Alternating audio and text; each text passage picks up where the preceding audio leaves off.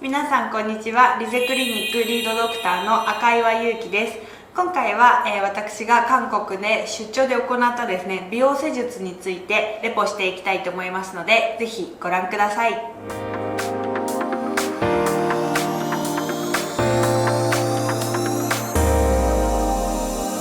はい、今回私が受けた施術なんですけど、グルタチオンの成分が入った美肌点滴で、次にプラピール、そして、ピコトーニングとダーマ V レーザーで、その後がインモードの FX とフォーマで、最後に LDM で、次のクリニックに行って、眉アートメイクと唇アートメイクのモリモリ施術を受けてきました。一つずつ感想を言っていこうと思います。まずグルタチオンの点滴に関してなんですけど、日本でも受けたことがあって、白玉点滴ってやつですね。やっぱりやるとなんだか肌がトーンアップする感じとか、調子が良くなる感じがあるので、今回もおすすめされてやってみました。でそこのクリニックはなんかすごく注射はいろいろあってですね、アルギニン、ニンニク注射、あとはビタミンもあったし、あとなんか結構韓国あるあるだと思うんですけど、なんとか注射って中身がよくわからない注射が大量にあって、ちょっと私は怖くてやりませんでした。最初の、カウンセラーの方にこれって何の注射ですかって聞いた時にみたいな、皆さんあんまりピンときてないのと、成分については詳しくは教えられないんですよっていうやつがあって、そんなのできないよと思ったのが実際の私の感想です。次がプラピールですね。ララピールをやろうかなって思ってたんですけど、プラピールの方が最新で上位互換なので、せっかくなのでプラピールにしてみました。なんかされてる感覚としては筆みたいなのでカシャカシャカシャっと洗っていく感じで、一番最初なんかアイガードとかもなかったんで、その目に入ってめっちゃ痛かった。洗剤が入ったみたいな感じでした。でやられてる最中は掃除されてる感じで、そういう気持ちいい筆でカシャカシャされてる感じで、なんか終わったら拭き取りとかなく、なんか洗顔してきてくださいって言われて、これはここのクリニックの独特のやり方なのか、そういうクリニックが多いのかちょっとわからなかったですけど、プラピール、ララピールは結構好きなピーリングです。で次に、ピコトーニングとダーマ V レーザーをやりました。ピコトーニングに関しては私日本でもやだやだと言いながら結局もうずっと続けている治療ではあります。患者様にも例えば肝斑とかなんかくすんでとか、あとはちょっとトーンの濃い黒い人がなんかお肌をきれいにするために何したらいいですかっていう時に、私も結局一番おすすめするのはトーニングかなと思います。トーニングっていう名前の通りトーンアップしていくよっていうレーザーなんですけど、私がなんで嫌いかっていうとですね、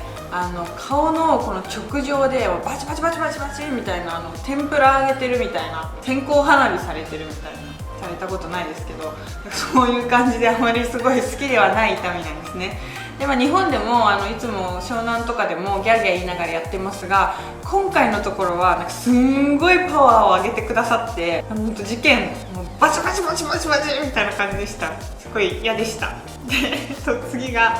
ダーマ V レーザー。これはですねなんか熱いだけ V レーザーなので、なんか特にトーニングの後で疲れてるのもあって無ですね。ですごく効いてるっていう感じも、どっちが効いてるのか分からずっていうのが実際の感想です。次がインモード FX フォーマですけど、まず FX が私のレポ見ていただいた、レポ動画見ていただいたやつみたいになんかこう吸着していく感じが、最初タコみたいにこう吸い付かせます。で吸い付かせたらブルブルブルって言って熱を振動で入れていくんですけど、最初のブルブルブルの後のサイズがめっちゃ熱ってなる感じですね。細くしたいこのほっぺより下のところと顎下全部をやります。でもやってる直後から吸い付かれた内出血が出ていて、なんか昔私がやったミラドライとすごい似てました。実はミラドライも吸着させて電子レンジの熱みたいので汗腺を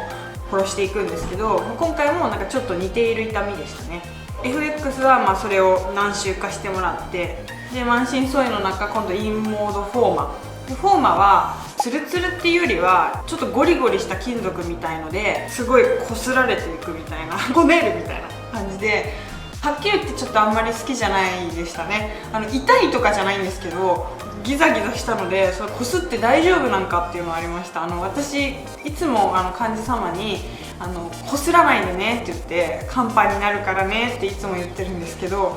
まさにっていう感じですごく不安になる施術でした。でも張り感に効くらしいので、今回ちょっと私がいろんなことやりすぎてですね、これで張り感が出たなとは思わないので、次回もしかしたら FX だけにするかなっていうのが実際の感想です。で次が LDM。 LDM は日本でも人気ですけど、韓国は多分 LDM がすごい安くてお手頃で皆さんされるっていうイメージですね。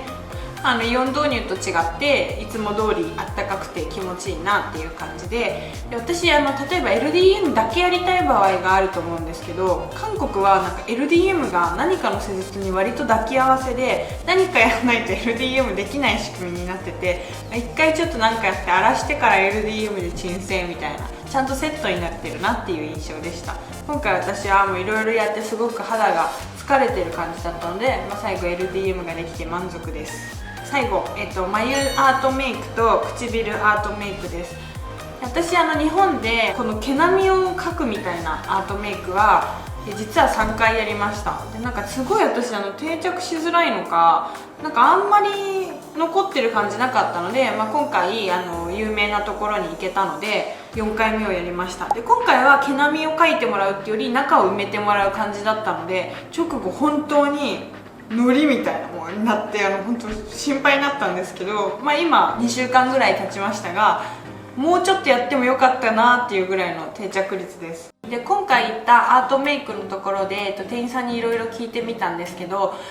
韓国アートメイクというと、一本一本綺麗にこう描いてですね、本当に生えてるみたいな毛にするのが流行りだったと思うんですけど、今は結構そのグラデーションみたいなのも流行ってるということで、パウダー感をアートメイクで出せるっていうのが結構聞いてびっくりしました。で私も今回本当にそれ大丈夫なのかなと思ったんですけど、これが一番向いているということで、私がやったのはそのパウダー感のあるものです。確かに今アイブロウマスカラを塗れば大丈夫なぐらいになっているので、感想としては結構これおすすめだと思います。なんですけどやっぱやった直後はもうすっごい黒くなるので、ダウンタイムはしっかり出るよと思っといた方がいいですね。だからそこのところではアイラインとあと生え際頭頂もやっていて、ちょっとおしゃれだけではなくてそのアンチエイジングとしても結構来ている方が多いっていうことで、アートメイクねすごい可能性が広い施術だなと思いました。で、初めての経験としてはアートメイク唇もやりました。こちらはですねやっぱ噂通り激痛でした。今回やった施術の中で一番痛かったです。唇は切り刻まれてるみたいな感じがあって何とも言えない。でもこれが終わったら綺麗になるぞっていうことで気合で頑張りました。でこれがですね終わった直後が唇のヒアルロン酸とかやった人分かると思うんですけど、唇に何か施術を施すとバーンって腫れるのですっごいファビュラスみたいな感じになって直後はもうすごいずっとこういう感じでしたね。ずっとしかも保湿のためにテッカテカプルップルにしなきゃいけないんですよ。なので元の状態もこうなのにゴーバーオイルをめっちゃ塗るのでもうこんなでそのままお昼ご飯も食べに行って傷口のところにキムチとかがついて痛い痛い痛いみたいな感じで、それが2日3日ぐらい続きました。色自体は私はすごい入れなかったので、腫れが引いたらもう色自体は全然オバキューみたいにはなんなかったですね。1週間ぐらいしてだんだん皮がむけてきて、はっきり言うともうちょっと色入れればよかったなっていうのが実際の感想です。それはもう私がすごい抑えてって言ったのでかなり控えめな色にしたからっていう感じですね。リタッチにできればいきたいなと思うので、もうちょっと次は色を濃くしようかなと思います。唇アートメイクは、ちゃんと色が綺麗に入れば絶対すっぴんは可愛くなると思うのでおすすめな施術ですね。今回ダウンタイムがあるものとしては、一番はインモードでした。インモードは1週間ぐらいここが青くなるよって言われてたので、1週間後私潜在写真撮影があったのでちょっと不安だったんですけど、実際のところ3日4日ぐらいで引いたかなっていう印象です。でも確かにもう直後家帰って家族にどうしたのみたいな言われるぐらいは内出血出ました。なんか首絞められたみたいな感じでちょっとそれは自分でもびっくりっていう感じでしたね。